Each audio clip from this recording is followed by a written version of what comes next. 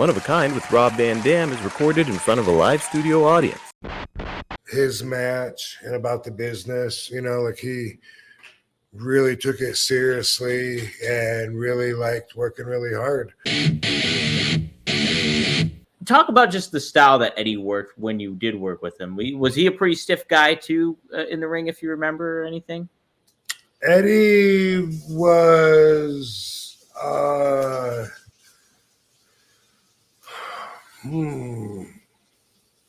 I think he was like snug enough to be a good compatibility for me and about the business, like he really took it seriously and really liked working really hard.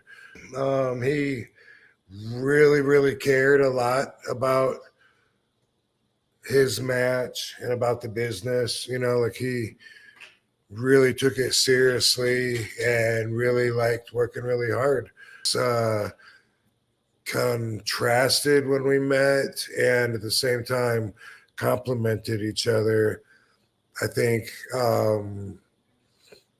that's what pulled out such a great physical athletic match. And I had 2 ladder matches with him, and one of them was on TV, and I think right before that, could have been right after, but I think before that we had a ladder match. It might have been at a house show that wasn't on TV, and one of them was at Madison Square Garden. I don't know if that's the one that was on TV or if that's the other one. If it's the other one, that would make more sense, because normally I wouldn't be in a ladder match if it's not on TV, but if it's in a Madison Square Garden live event, you got to give them a lot. I think that might have been it. And Eddie's attitude was really cool because, we always knew we were going to have a good match I always know I'm going to have a good match when I work with whoever. I'm too confident because I don't even want to see them. I don't even want to see them and think about it until my music's hitting, and it probably could be a little better if I did care a little bit. But I feel like this is gonna be my first bad match like in decades or something. But anyway,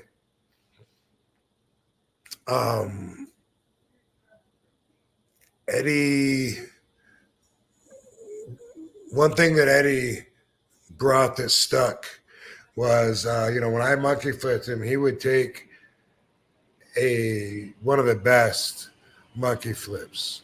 Yeah, I'm the one giving the move, but I can't seem to get everybody consistently. There's certain dudes.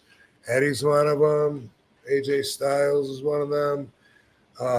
Matt Stryker. There's a few of them, and boom, they it's something about the way they stiff their body just right so that I can launch them or something.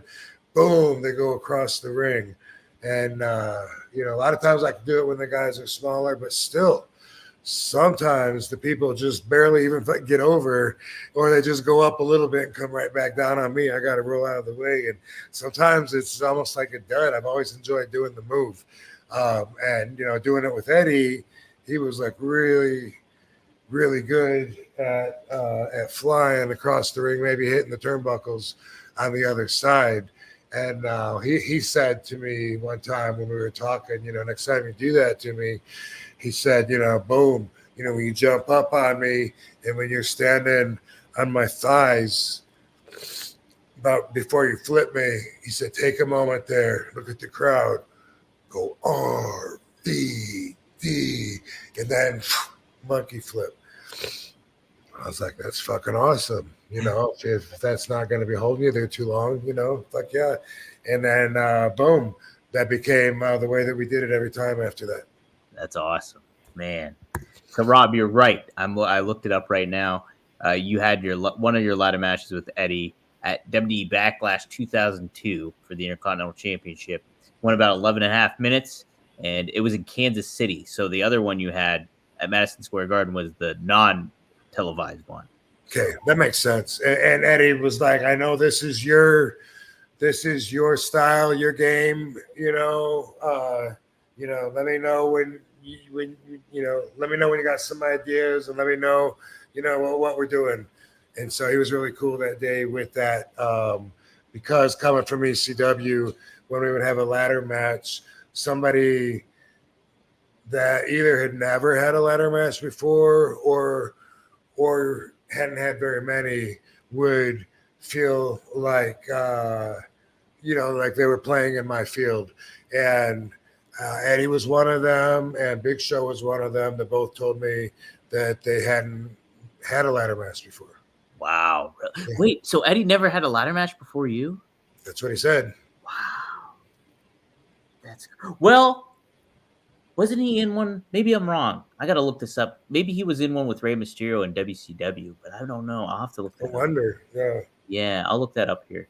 Man, that's awesome though. Man, I loved Eddie. I probably said this on the show before, but like when I was as a kid watching WCW, he was one of the first heels I legitimately didn't like. Like I did not like him because he was so good at what he did. And then I'm looking back and I'm like, man, Eddie was just too good that I just didn't like because he was so mean to Chavo and he was just like this mean prick little guy that you're just like pissed off at. And I'm like, yeah, he was intense. Yeah. It's like he had a similar intense vibration to his best friend Chris Benoit. Mm-hmm. Those are both two guys that were like, they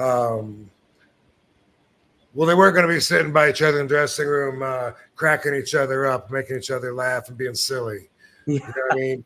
They were both two very not silly guys that were real serious guys that just looked like they're half pissed off anyway. So you kind of are afraid to offend him just by even saying something or doing the wrong thing in front of him. It's just like, damn, bro, you look hot already. I don't know better. Yeah, they both had that. So like, and this would just be leading up to matches, like before a match or before an event or something like that. It'd just be in fucking like game mode, basically, like they're ready to roll kind of thing. Well, it'd be like, say I come in the dressing room and I want to get my keys out of my bag so I can go make a trip out to the fucking car or whatever.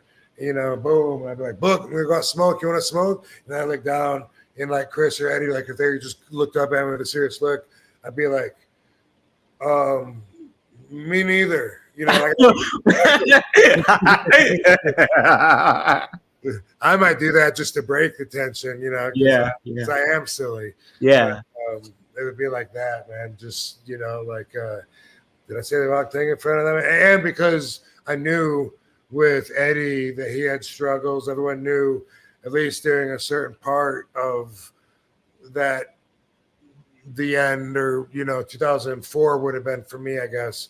I knew that he was coming back and that he had demons, as he put it, and he wore it on his face. He'd be like reading from the Bible, sitting back there with his back against the lockers or whatever in the dressing room when I'm coming through to just change or whatever, and he'd be hanging out there, like purposely staying away from all the, I don't know, I want to say all the bullshit, all the temptation, all the garbage, whatever. Yeah.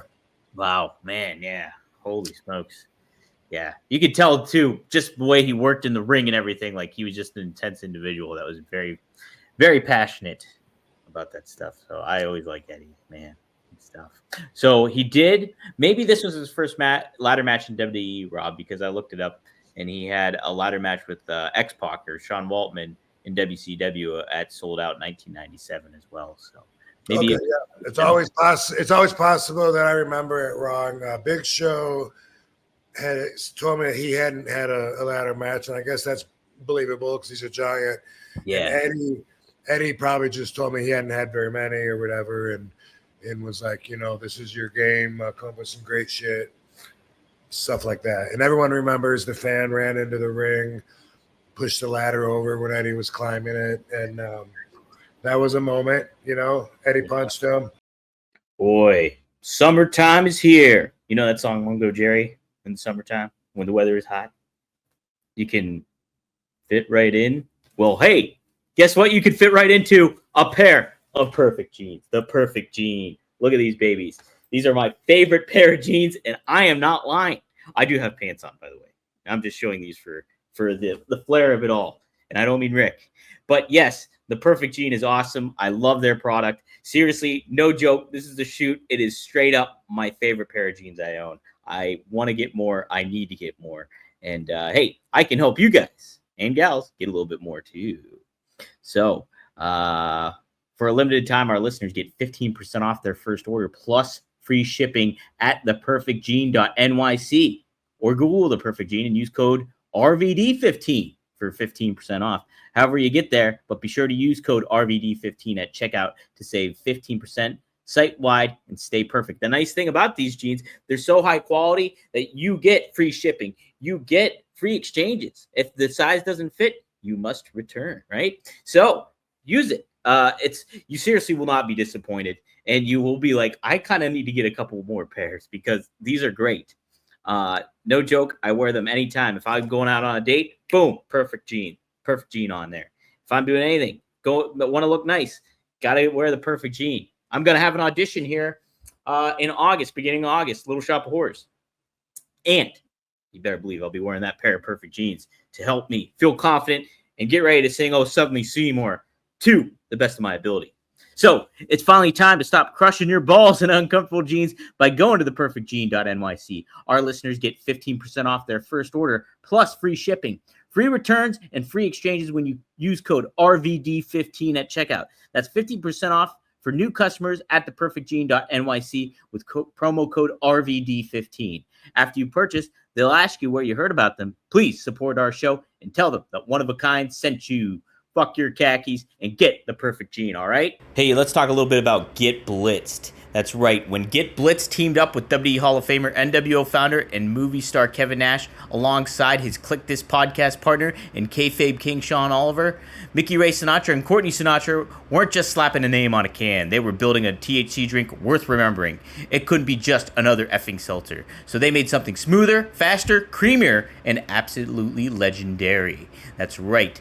It is such a good drink. You can get the Kevin Nash Key Lime Pie, and let's talk a little bit about that. They didn't just slap Kevin Nash's name on a can and call it a collab. Get Blitz has been supporting Click This, the Kevin Nash podcast, with the king of kayfabe commentaries himself, Sean Oliver, for almost 2 years now. They've been rocking with the Outsiders long before the drink dropped, so when the time came to create something together, it wasn't forced, it was fate. This is more than a partnership, it's a collision of legends. They teamed up with the 7-foot Oz-like icon himself and his longtime co-host Sean Oliver to make a THC drink that fans would actually feel, not some gimmick. It hits like a jackknife powerbomb, tastes like a lime cheesecake in a can, creamy, citrusy, hard-hitting, you know what, just too sweet. It was flavored and formulated by Mickey Ray Sinatra and Courtney Sinatra in a collaboration with Nash and Oliver. This isn't just branding, it's a handcrafted flavor experience built from the ground up. And we, at One of a Kind with RVD, have a special deal for our listeners. If you use promo code RVD, you can get yourself your own can of Get Blitz Lit Aid, the Kevin Nash Key Lime Pie, or the Sean Oliver Raspberry. Try that out too. If you want a little bit of details about what you get in a can, you get a 5 milligram real Delta 9 THC per can, hemp-derived and federally legal. Nano-emulsified, which hits you harder, with water-soluble THC for fast, smooth absorption. It's a 5 to 15 minute onset, no waiting, no guessing. It's a flavor that slaps.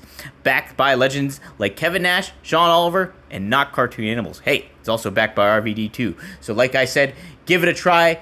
Go to get-blitz.com. Get-blitz.com. Use promo code RVD. Get 15% off. Try yourself one of those Get Blitzed cans, courtesy of Kevin Nash.